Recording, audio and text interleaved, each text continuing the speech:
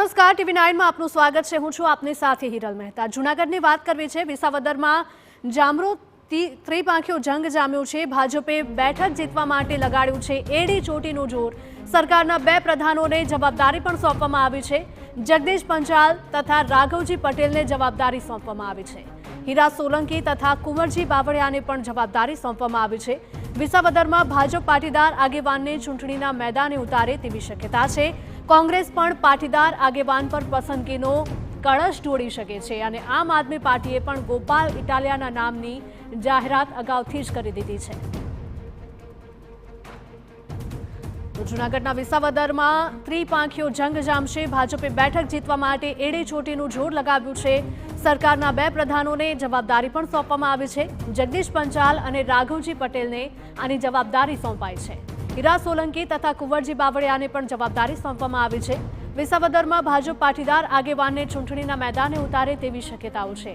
આ સાથે કોંગ્રેસ પણ પાટીદાર આગેવાન પર પસંદગીનો કળશ ઢોળી શકે છે।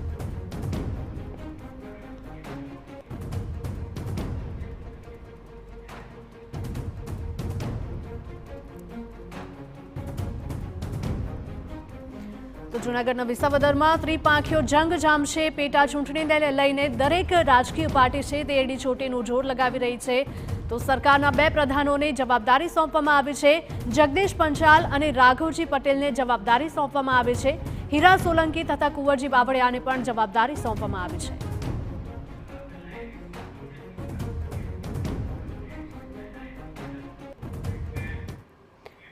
આજ મુદ્દે વધુ માહિતી સાથે અમારા પોલિટિકલ એડિટર કિંજલ મિશ્રા જોડાઈ ગયા છે। લાવ કિંજલ, જણાવશો કે વિસાવદરમાં ત્રિપાંખીઓ જંગ જામશે અને આ સાથે જ પાટીદારની પસંદગી પણ કરવામાં આવે તેને પ્રાથમિકતા આપવામાં આવી શકે છે।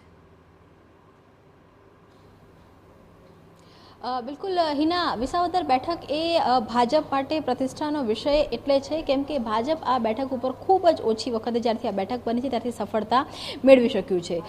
જ્યારે કોંગ્રેસમાં હર્ષદ રીબડિયા હતા, હર્ષદ રીબડિયાની સતત જીત થઈ હતી, તેના કારણે હર્ષદ રીબડિયાને ભાજપમાં લાવવામાં આવે, પરંતુ ભાજપમાં આવ્યા બાદ તેમની હાર થઈ। એ જ રીતે જે ગત ચૂંટણી હતી તેની અંદર ભૂપત ભાયાણી કે જે આમ આદમી પાર્ટીમાં છે તેમની જીત થઈ અને ભૂપત આમ આદમી પાર્ટીએ એ બેઠક ઉપર ખાતું ખોલ્યું। કોંગ્રેસને હાર આપવામાં ક્યાંક ને ક્યાંક આમ આદમી પાર્ટીને સફળતા મળી, પરંતુ ભાજપને સફળતા નથી મળી। વિસાવદર બેઠક ભાજપના ફાળે આવી હોય તેવા જે ટેન્યુઅર છે તે ખૂબ ઓછું રહ્યું છે અને એ જ કારણ છે કે ભાજપ માટે હવે આ બેઠક પ્રતિષ્ઠાનો વિષય છે તે બની ગઈ છે અને એટલે જ ભાજપે એડી ચોટીનું જોર છે તે લગાવ્યું છે। સરકારના કહી શકાય કે જે 3 મંત્રીઓ છે તેમને જવાબદારી છે તે સોંપવામાં આવી છે આ બેઠકને લઈને, જેની અંદર જગદીશ વિશ્વકર્માનો સમાવેશ થાય છે, જેમાં રાઘવજી પટેલનો સમાવેશ થાય છે અને જેની અંદર કુંવરજીભાઈ બાવળિયાનો સમાવેશ થાય છે અને તેની સાથે જ ધારાસભ્ય હીરાભાઈ સોલંકીને પણ જવાબદારી આપવામાં આવી છે। વિસાવદર બેઠકની વાત કરવામાં આવે તો 50,000થી પણ વધુ પાટીદાર મતદાતાઓ છે, જ્યારે ત્યારબાદ બીજા ક્રમે કહી શકાય કે કોળી મતદાતાઓ છે તેમનો સમાવેશ થાય છે અને ત્યારબાદ જે અન્ય જ્ઞાતિઓ છે તેમનો સમાવેશ થાય છે। તો આ જે તમામ વોટ્સ છે તે સૌથી વધારે ભાજપ તરફી જાય તેની માટે થઈ અને 3 સરકારના મંત્રીઓ તથા એક ધારાસભ્યને જવાબદારી છે તે સોંપવામાં આવી છે। બીજી તરફ જે પાટીદાર આગેવાનને ચૂંટણીના મેદાને ઉતારવું તે પ્રકારની પણ અત્યારે પૂરેપૂરી કવાયત છે તે ભાજપમાં ચાલી રહી છે। હાલાકી પાર્લામેન્ટરી બોર્ડની જે બેઠક છે તે આજે સાંજે 6 વાગે યોજાશે અને તેની અંદર નક્કી થશે કે કયા ચહેરાને ઉમેદવાર તરીકે ભાજપ છે તે પસંદગી કરે છે, પરંતુ અત્યારે કિરીટ પટેલનું નામ છે તે સૌથી આગળ ચાલી રહ્યું છે।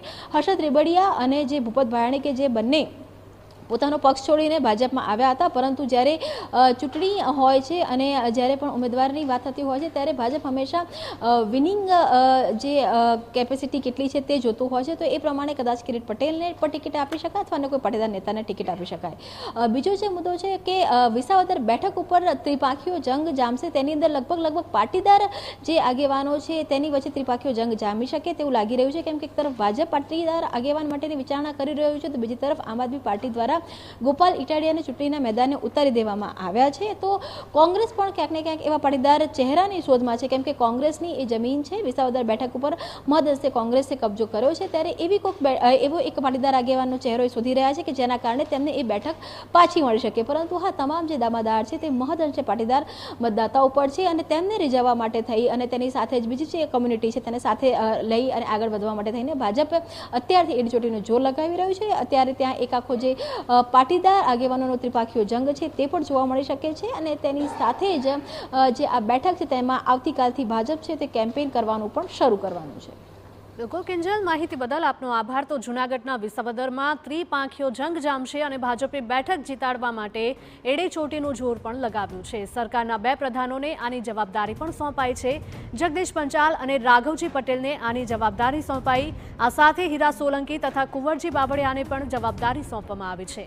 વિસાવદરમાં ભાજપ પાટીદાર આગેવાનને ચૂંટણી મેદાને ઉતારે તેવી શક્યતા.